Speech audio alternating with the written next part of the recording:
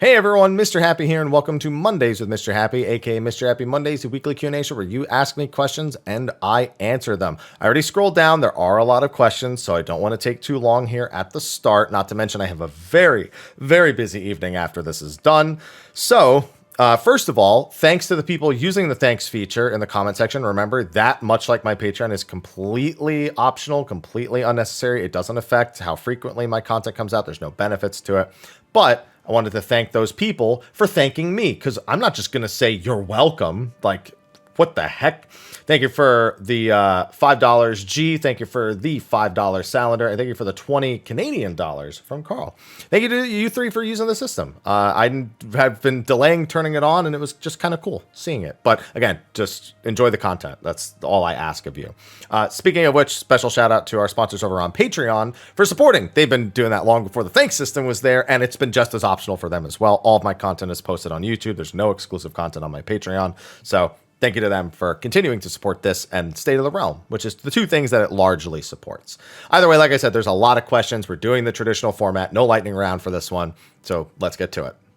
All right, here's the first actual question. The comment before this that was also a hashtag was just thanking me for the Bard retrospective video, just letting you know I did want that out this week, but between the sponsored Dragon Quest Treasures video, which I actually really enjoyed what I got to play of Dragon Quest Treasures, on top of all the other obligations I've had getting ready for Ultimate Prep, I just didn't have time to get one done. This week I will get one probably close to the end of the week, and I already know what job it's going to be as well. Either way, the first actual question, hashtag Mr. Happy Mondays. Hey, happy to haps. Hope you're having a nice day. And if you haven't yet, go and get yourself some coffee. I have some. It's kind of room temp / under room temp. Let me taste it. Yeah, a little under room temp at that point, but coffee is coffee. Kind of a random question here about Unreal and Mr. Fox. You got it. I only started doing weekly Unreals this patch, but something weird happened in the last weeks. I joined a party, cleared once, played the Fox game all normal, but when I went for the retail and cleared again and tried to play the Fox Hollows, it wouldn't let me, saying it wouldn't be up again until next week. I think I know what happened. I don't know if I'm just being stupid or missing something, but I have no idea why this happened. At least it was only a couple of times. So if it's happened a couple of times, that does answer my half of the question. You need the swords. If you do not complete the swords, you do not get a retelling. So on your first time doing Unreal, the swords are top priority, not the box. So that's what's happening. You're not completing the swords, so you're not getting the retell. So just make sure you do that, and then you should be A-okay. Hashtag Mr. Happy Mondays. Hello. Hi. Quick question for you. Cool. Having seen the newest trailer for 16, yes. Knowing the dog is a party member, just put out a video on that. What do you think of it being a surprise dominant, like a Cerberus or a Fenrir? I think that's been a pretty common theory, and it's one I subscribe to. I think Torgal is more important than the trailers and the descriptions thus far have let on. But they're starting to lean more into how important Torgal is. It seems like every time we get new information, he kind of gets an update with it as well. So I totally expect something like this. Fenrir in particular would be my prediction, but we'll have to wait and see. Hashtag Mr. Happy Mondays. Howdy, Haps. Hi. With the announcement of Armored Core 6, yes. I've been itching to dip back into the franchise and play/replay one of the older games. It's honestly been so long they kind of blur together in my head, so I can't really decide. Which would you recommend playing and which would you avoid? I appreciate your input and really look forward to any Armored Core videos you put out. I'd like to do some because Final Fantasy is my favorite franchise. Devil May Cry is my second favorite franchise. Armored Core is my third favorite franchise. So definitely something I'd like to at least have a little bit of presence while the news is hot. Either way, the only thing I would avoid is going as far back as Armored Core 1.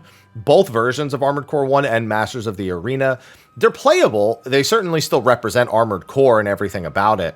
But at that point, they're just kind of, they're old that you just have better options, you know? So that, I wouldn't go as far back as that. Armored Core 2 Another Age is really as far back as I would recommend going. But if you want the absolute tippy top, I'd say Armored Core 4 Answer is probably your best bet. But Armored Core 2 Another Age onward, 3 Silent Line, 4 Answer, 5, all of them are fine. I would personally, you don't need to really pay attention to any of the side titles that came out, like the PSP version or the PSP title that came out. So those are really my main recommendations for Armored Core. Hashtag Mr. Happy Mondays. Hey, Mr. Happy. Hi. Been playing 14 since A Realm Reborn launch. I've been watching your content since Heavensward. Well, thank you. Thank you so much for the years of info. No, I said thank you first before you said it. My question is, do hot snapshot with healing buffs like Asylum and Thrill of Battle? Yes, they do. So yes, you can hot somebody. You can give them a regen while they're benefiting from all those things, and they will indeed stay healthier with them. So enjoy. Hashtag Mr. Happy Mondays. Hello, Mr. Happy. Hi. Hope you're doing well. I'm doing all right. I seem like I'm doing all right. With the release of the graphical update in 7.0, how much of a facelift will the A Realm Reborn areas get, and can they be updated that much? So I would expect this to be... a facelift is a good name for it because it is not a full like graphical engine rework. It's really a layering over what was there and improving sort of how lively something looks. The best example of that is like the boxes that they showed being put all over the place, being able to render more of those tiny objects that they have. So the optimization and the layering over what we actually have should improve significantly, and that should be game wide. They're not. It doesn't seem like they're cherry picking specific locations. It seems like, again, they're just wrapping assets, so that allows them to kind of enforce it across the entire game. But what I wouldn't expect is any drastic change to the areas themselves. They'll be completely identical, but all of their graphical fidelity will be improved. So that's true of the A Realm Reborn areas and all the other areas in the game. Hashtag Mr. Happy Monday. Hello, recording happy, and hello again to editing happy. Quick one for you. Both of us say hi. The trailer so far for 16 seems to be hinting at Joshua getting killed off early. Do you think that's actually the case, or are they baiting us really hard? He's gonna die. He's also the Phoenix. You know what I mean? It's like, yeah, he's gonna die, but he's a Phoenix. Kind of their thing to come back from the dead. So, rise from the ashes, if you will. So, we also now have a scene from the most recent trailer with adult Joshua talking to a young Joshua. It could be something Underworld related, could be a dream. It's definitely not just Joshua chilling there, but yeah, no, he's almost certainly dead, but will be present in the later parts of the story. Hashtag Mr. Happy Monday. Salutations, Happy. Hello. I had an interesting question for you this week. I'll determine that. That's the English I wanted. The last few years, I've heard people say that live service games are not a good idea and that people hate them, such as Marvel's Avengers. But after looking up the definition, thought struck my mind. Isn't 14 the very definition of a live service game? Yes, it is. However, MMORPG and subscription service have been a little bit of a different beast. Live service games really came into effect when a lot of games, I'd say League of Legends kind of more normalized live service. It was around before, it's been iterated on after. But the idea of producing a product that people will, with the intent of people playing it for the long term, to then earn money off of them via, expansion passes or cosmetics or whatnot. It's really evolved in recent times. But MMOs are by every right a live service game, and some of the earliest live service games that existed. But then the term live service is more commonly associated with nickel and diming because it's kind of a buzzword that a lot of companies use and then try to incorporate and fail miserably. So you very rarely hear someone call an MMORPG, oh, this is a live service game. No, they'll say it's a free-to-play or subscription-based, buy-to-play, whatever MMORPG with cosmetics, with purchasable cosmetics and no pay-to-win. Like, those are the kind of descriptions you'll find, as opposed to just saying live service and leaving your mind to go wild. So, but you're absolutely right. It's a live service game. Hashtag Mr. Happy Mondays. Hey, Haps. Hi. How you doing? I'm doing all right. You doing all right? I'm doing all right. Saying double hi in case someone forgets. They always forget, and I appreciate it. My question is, do you think Square Enix will add 2 jobs in the next expansion, specifically a caster and a fizz ranged? You have listed the best case scenario. I think this is the first expansion, and from now on, that they do 1 job per expansion, and that job would be a caster. However, if they do 2 jobs this expansion, I have no doubt in my prediction that it will be a caster and a fizz range. So time will tell. We'll know in July. Well, we actually won't know in July. We'll start to get an idea in July, but we usually don't learn anything about new jobs from the first fan fest. So we'll just have to wait patiently until we know for certain with all of the fan festivals. Hashtag Mr. Happy Mondays. Hey, Haps. Hope your day week is going well. It is, and same to you. Busy, but well. I have a couple questions for you. Cool. Do you think they'll ever add more than 2 jobs in expansion? Funny question before this. No, never again. That will never happen. And I feel confident. I always say, oh, I can't say never. I'm not one of the developers. No, that's a never. We're at the point again where I don't even know if they'll release 2 in an expansion. And 2, as someone that is relatively new to MMOs in general, what is the best way to learn different roles? Practice. You literally can't learn something without doing it. That's true in life, and that's true in MMORPG life as well. So it's literally, you just have to do it. And you have to find one that works for you, and you have to try a bunch out, and it's a bit of a process, but you got to learn. You got to find out. So that's what I recommend doing. Hashtag Mondays with Mr. Happy. Well met, Mr. Happy. Hello. What was the inspiration event that made you decide you wanted to do full-time streaming and content creating? Kind of just a few circumstances all happening at once. First of all, I had just injured myself. I was kind of a fithead at the time, and I'd injured my shoulder. And I didn't even injure it working out. That's the worst part. I just like tried doing something around the office that I was working at, and I injured myself from like just reaching too far and kind of just like jolting it out of the socket. And that made it so it was really hard to do anything other than cardio, and even cardio, just swinging my arm while I'm running was making it swell up. So it was very bad. At the same time, about 2 weeks after that, the job that I was at got bought out by Vodafone, and the little startup that I was a part of, and they fired like 2/3 of the company. So I was among the 2/3. Massive downsizing, as you may not be surprised by. And so I literally had a ton of time because I couldn't go to the gym really, or I couldn't really work out super well. I didn't have a job anymore. And I was already uploading stuff to YouTube for Final Fantasy XIV. I remember being excited that I got like however many subscribers, like 100 subscribers, 500. And I finally got over 1,000 from a charity event that Mel and I were both a part of, Gaming for Good, which was helping the Save the Children Foundation. And I managed to gain 1,000 YouTube subs off that, and then I could start earning an income. So because I was already doing kind of well with the 14 videos, you know, some of them started getting some views, I just kind of leaned into it. I didn't have anything else going on at the time, and it just gradually worked. You know, it was a product of circumstance, I'd say. I would not recommend anyone diving in like I did. Again, I think it was very lucky, and I think most content creation is very lucky.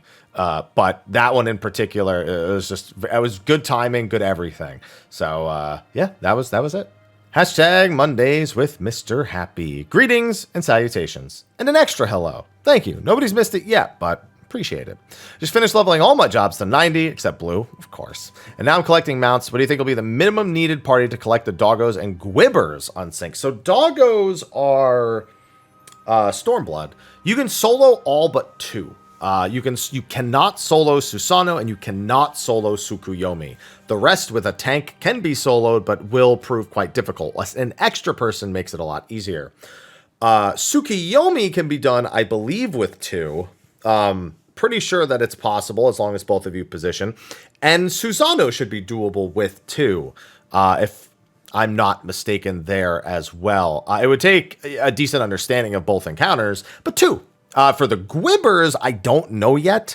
I would just try to unsync those with a full party so you can blast through all the mechanics, but you can do them with less. I just don't have an answer for the exact number.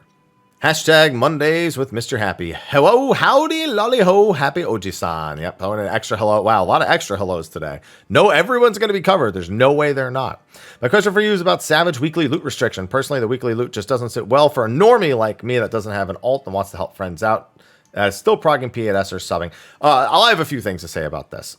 With the patch intervals being extended, do you think the devs should uncap them earlier? I think they should uncap them in the odd-numbered patch. There's not a good enough reason to not do it. It's in my opinion, it's only beneficial. That being said, I also have a firm belief, if you have not cleared a fight yet, you should not be worried about 2-chesting a fight. If somebody can come in and help and fill and you will only get 1 chest, please, for the love of God, say yes. It is not worth getting the extra chest and just not being able to do anything. You want the clear first. That is my number 1 recommendation. So I completely agree with you about the point you're making, but it's an extra point. I wanted to add that in. Hashtag Mr. Happy Mondays. Hello. Happy. Hello. I read hello backwards. I've been watching since Heavensward and have since graduated college. Are you my dad? I might be. There's a chance. Seriously, though, I took a break after finishing Endwalker, and I'm coming back after a busy time at work. Can you tell your favorite 14 story? Could have happened to you or just something you've come across? So actually, I would highly recommend you watch my top 5 mounts video. I know it sounds like it would not apply to this at all, but when I say it does, it most certainly does, because that has multiple Final Fantasy XIV stories in it. And, I had to make a whole video just to cover that. But yeah, there's a lot of stuff related to individual events and mounts. And I tend to find my most memorable moments have something to associate them with. And those are the things that I appreciate having the most in Final Fantasy XIV. So that video is, I don't know if it's my favorite, but it's definitely one that will give you what you're asking for and more. Hashtag Mr. Happy of Mondays past. Oh, you're trying to ask last week's Happy? I mean, I don't know what last week's Happy would have said. Oh, we have our first non-hello. Funny hashtag, but no hello. Don't worry, we had an extra for you. 2 questions. 1, do you think Square will ever update the game's netcode? They gradually do. You can't really do a blanket netcode improvement without kind of an engine rework from the ground up. And they already have done a lot of work on the netcode. Since I know server ticks can cause some shenanigans. Yeah, the server tick thing was the thing I'd like to see change the most. That's so deeply ingrained that unless they were to rework the engine, I don't think they would ever be able to rework the server tick. 2, what's your favorite tank buster in the game? That's tough. That's really tough. I actually like... you know what's a really funny one? Only because it gets people killed a lot. And it's going to seem really random. The third boss of Puppet's Bunker has a double tank buster on 2 of the tanks. I don't think I've ever done a run where the second tank hasn't just murdered people with the other tank buster. It could just be literally boss, one tank in front, 1 tank behind. And it would be A-okay as long as everyone moves out the way, or both tanks bring it towards the wall with slightly different. Nope. It always murders someone. And given how I'm already regretting that I'm in a near raid at the time, there's some enjoyment to that, even if I'm the one who dies. Hashtag Mr. Happy Mondays. Hello, sir. Hi. With the lack of Blue Mage content and Square Enix silently showing it as a failure, does it mean jobs like Puppet Master and Beastmaster are a lost cause? Probably.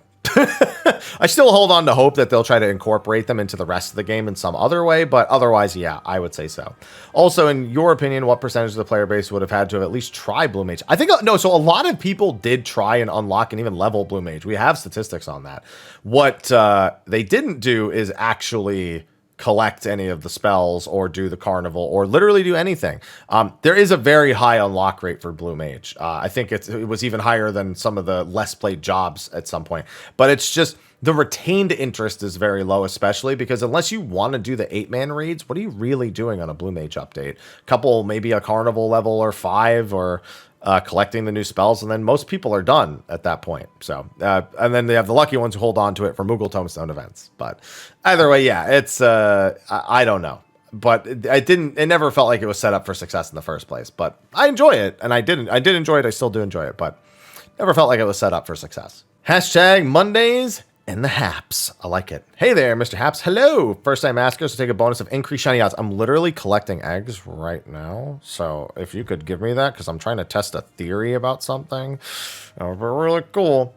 My brother has gotten into streaming and such. I wanted to get him a capture card for Christmas. Can you suggest a capture card for the Switch? I do not know if you need his computer specs. It's low to mid specs, but here they are. Well, I mean, generally speaking, I just get the Elgato capture devices. You can get the external HD60, or you can get the internal HD60 Pro. Depending on how much money you're trying to spend, you can get the best or worst model. Just know that the internal one is going to require you to, attach it directly to the motherboard. So that's not something either of you are comfortable with. I wouldn't get the internal one. And the external ones are actually really good nowadays. They used to be kind of but they've gotten a lot better. So the Elgato HD60. That's any of the models, depending on what it is exactly you're looking to get out of it. Those are what I'd recommend. Hashtag Mondays with the Mr. Happy. Hi. Hey, howdy, hey, hi, hey. So 6.3 not coming until mid-January. Well, early. So the way that Japan tends to break the month apart is the first 10 days are early, the second 10 days are mid, and the last 10 days are late. As such, the 10th day still falls under early. It's the last day of early January, but it still does fall under that. That being said, are content droughts like this normal? Yeah. So the way it generally worked prior to the longer patch cycles was you went 17 weeks between patches. And as such, depending on your interests in the individual aspects of the patch, some more or less, you got more or less traction out of any individual patch. Do you care about raiding? Do you care about the 24-mans? Do you do treasure hunting? Do you do Eureka? Do you do Bozja? Whatever the reasons. It is true. But also, particularly the 0.1 and 0.2 patches are more droughty than 0.3, 4, and 5, because we usually get some longer form content in 0.3x, 4x, and 5x. I don't know why they don't insist on pushing some more of the long form content into the first couple of patches. I would really prefer that they did that because it leaves people, especially people new with an expansion, a little bit of a sour taste in their mouth. But anyway, nowadays, it's 2 weeks longer between patches with the occasional extra week on top of that.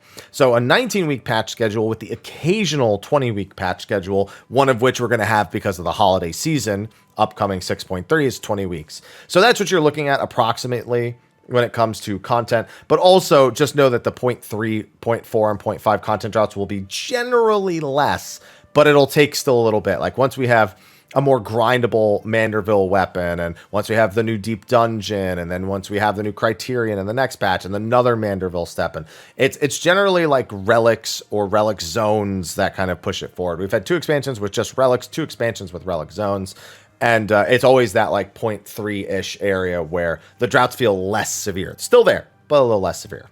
Hashtag Mr. Happy Mondays. Hi-de-ho, Mr. Happy on a Monday. Hello. Long-time viewer, first-time asker, bestiary series enjoyer. Thank you.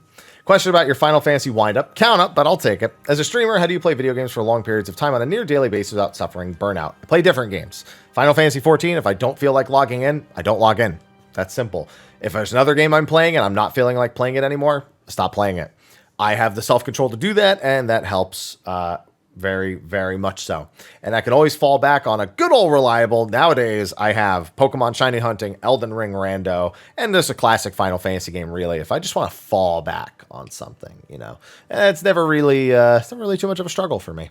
Oh boy, this one's got a lot of text. Hashtag Mr. Happy Mondays. Hello, good sir. These videos always make Mondays a little more bearable. Well, thank you. I'm glad that it makes somebody's Mondays bearable. I barely even remember it's Monday half the time. I have to put it in my calendar that I'm even recording this video to remind myself that it's Sunday. Maybe a silly question, but here goes. Played 14 from the release of A Realm Reborn to the first patch of Heavensward before quitting. One of the big factors was several bad experiences with toxic players. Got to the point where I started dreading each new encounter with the duty finder, and eventually led to me realizing it's not worth it. Fair. Fast forward to summer of 2021 when I finally returned after seeing the trailer for Endwalker. I had a blast getting up to speed and playing through years of story I had missed at my own pace, where I'm now currently 620 plus. The most surprising thing is, in all the time since my return, I've not had a single toxic experience, and most annoyance I've had dealing with tanks who single pull and expert roulette, and occasional raid rager and bad teams in Crystal Conflict. I mainly heal, and years ago I used to get a lot of anger towards me. Now I never do, and usually garner comms each run. What changed in the time I was gone? The expectation of group. So there's a couple of things. One, it is now much more enforceable if somebody's harassing you in party chat. So people just don't even risk it anymore most of the time. That's number one. Number two is that however you were playing is probably more normalized now. Like, for example, if you were a healer DPSing back then, I got harassed on Primal. When I went over on to do my healer series, people were like, "You're a healer, stop DPSing." I would be like, "Did you die? No, shut up." And yeah, it's way more normal now for healers to DPS. There's way less of the individual who says, "No, that's not what you're supposed to do," even though the game tells you to do it at level 15 when you do the Hall of the Novice. No, they don't. They don't design it to be done with healer DPS. Sorry. So yeah, there's a lot more enforceability, a lot more responsibility, and a lot more normality in that style of play. So as a healer, that's where you could have been harassed either way back in the day, and it's unlikely to happen at all nowadays. So there's just a few things, but it could also just be that you've moved on, and even if there was negativity, you probably wouldn't notice it as much nowadays because, you know, it's been years away from it, so it just kind of go over your head. Either way, those are just some answers of things that maybe. Hashtag Mr. Happy Mondays. Hey, you happy? Hope you're doing well. Same to you, and I hope your holiday shopping isn't too crazy. Holiday shopping? I ask Mel what she wants, and then I get my cat something, and that is the end of my holiday shopping. Got a fun speculation question for you this week, if you don't mind. I'm not big on speculation questions, but this is a forum to ask questions. So, 14 shut down today and released as a single-player Final Fantasy, with the signs being your band of adventurers who are using to make your mains a 3 or 4 man party. I mean, I would probably just go with, honestly, my good old trusty Thancred Ishtola. Well, I guess if I'm playing DPS, I need a healer Alphino party. But as well, I don't trust Urianger. That dude, I don't. Well, I guess I'd be controlling him, though, so I guess I do trust him. Yeah, I would probably actually use Urianger then. Yeah, it'd probably be Ishtola, Thancred, and Urianger then. Before I answer this one, right above this one is a question without a hashtag that said, if I asked if I would change my mind about never playing 11 again. I didn't say I'd never play 11 again. I said I never wanted to play Classic 11 again. In other words, I would never go back to the level 75 era willingly. Of course, if they released classic servers officially, I would probably check them out. But that's the extent of it, because I don't think that's a good streaming experience, personally. You can't even stream half that stuff because be like, oh, you're giving away time of death. Oh, you're doing this. You're doing that. It's just so much of a pain, especially with the way that community is. I mean, I was a part of it for years and years, but, you know, that the end game community in that game is some shit. There's some shit that goes down. This is not a great time. Hashtag Mondays with Mr. Happy. Heyo and laleho. Haps. Hope your holidays go smoothly. Got 2 questions for a lightning round if needed. No, making good time. I got through a lot of questions so far. What's your favorite quote in the game? I don't know. You know how many quotes there are in the game? I can't name one. I can't even remember half of them. Do you even have an issue with players unequipping their armor and running expert roulettes basically naked? What? That sounds like that's what you do when you want to skip and just get Crystal Tower. Yeah, no, you can report that. You can 100% report that. If it's griefing or runs, yeah, you report that. Hashtag Mr. Happy Mondays. Hello, Happy Oji-san. Thank you. I wish to make a video about 14 PF differences, but I never made a video in such a format before. How do people start with making videos? How do people make videos? I do not know how to ask the question. Let me think. I wish to make a video, but do not know how to start. I have so many ideas. I wrote them, which would have been my first thing I said.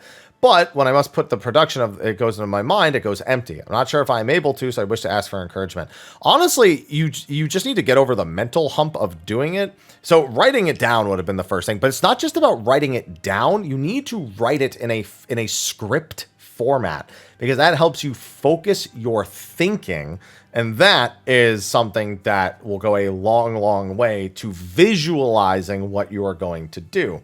If you write down notes and just speak without any direction, because you are just trying to formulate what you want to say off the top of your head, yeah, maybe it sounds more authentic to you, and that's how I thought for a while. But it also is counterproductive. So don't just write down the idea. Write a script. Like, I'll always start like, hey guys, Mr. Happy here, and in this video we're going to be taking a look at the most recent screenshots that were added to the Final Fantasy 16 site. You start, even if you don't plan on writing the whole script out because you want some of it to be off the top of your head, writing down exactly the flow of the video helps a lot. For something like this, I would 100% write a full-blown script and not try to do it off the top of the dome.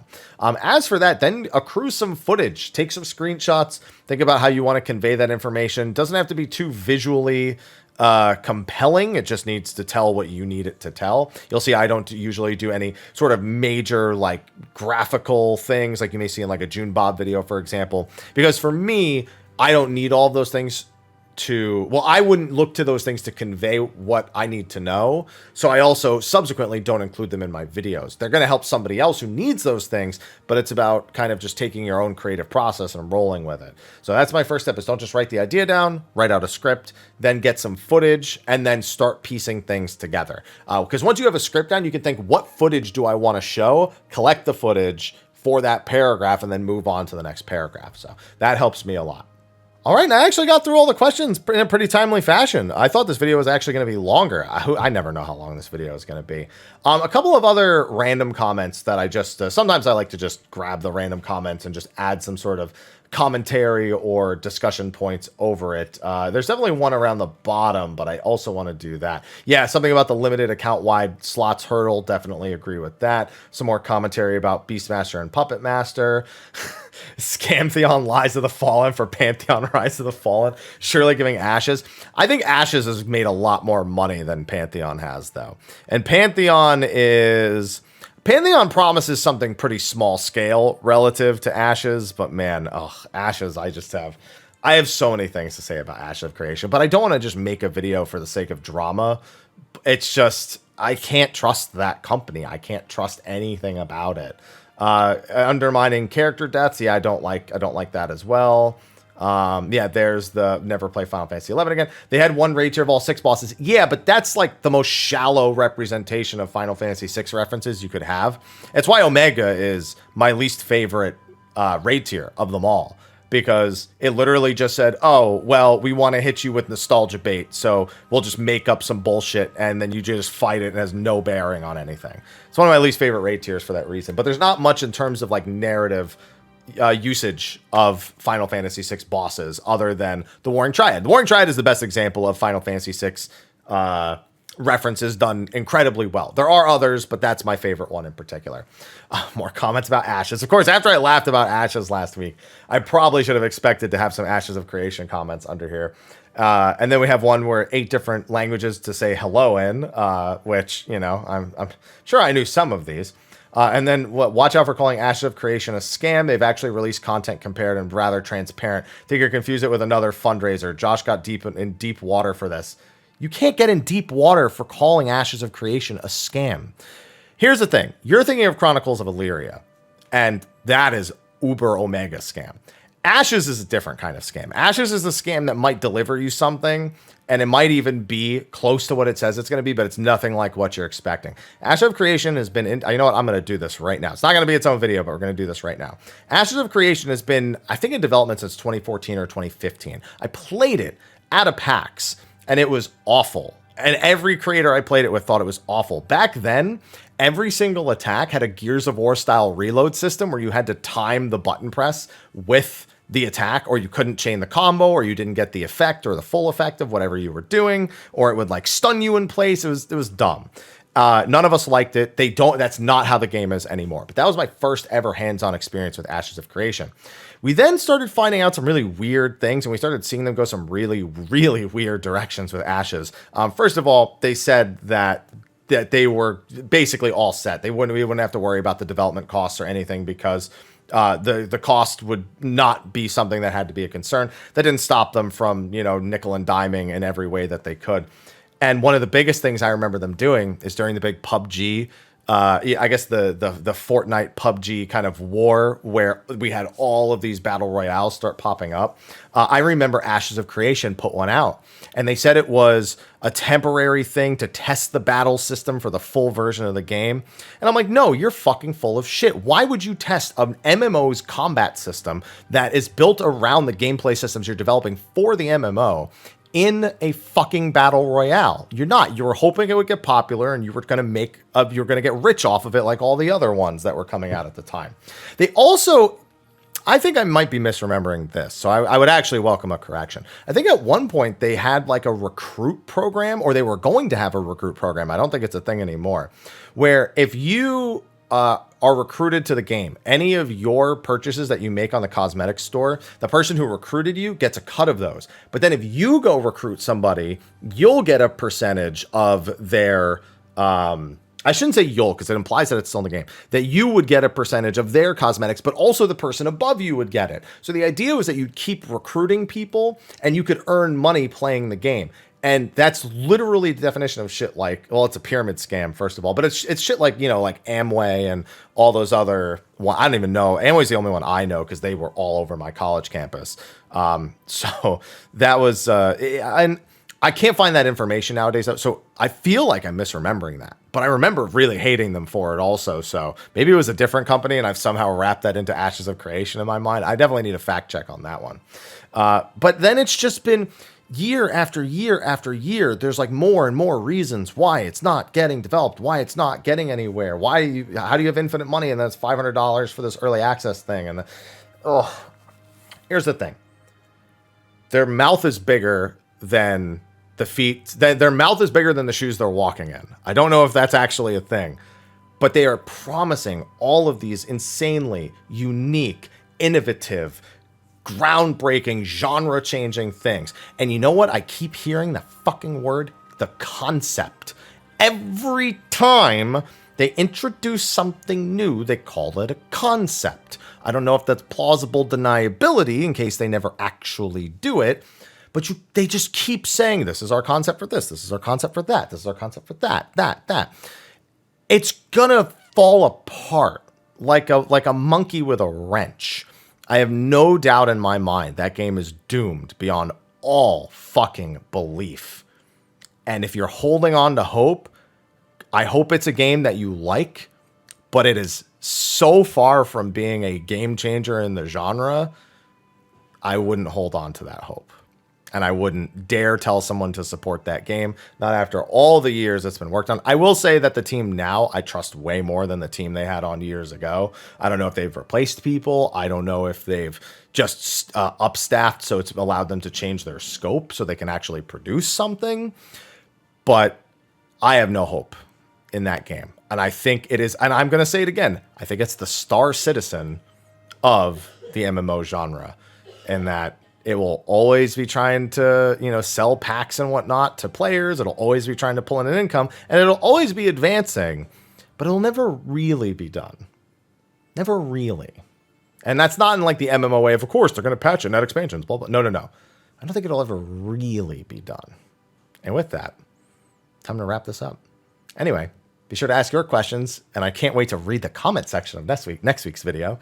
Be sure to ask your questions in the comment section of the video below. Be sure to like, favorite, subscribe, and share, and I'll see you in the next video. Until then, take care.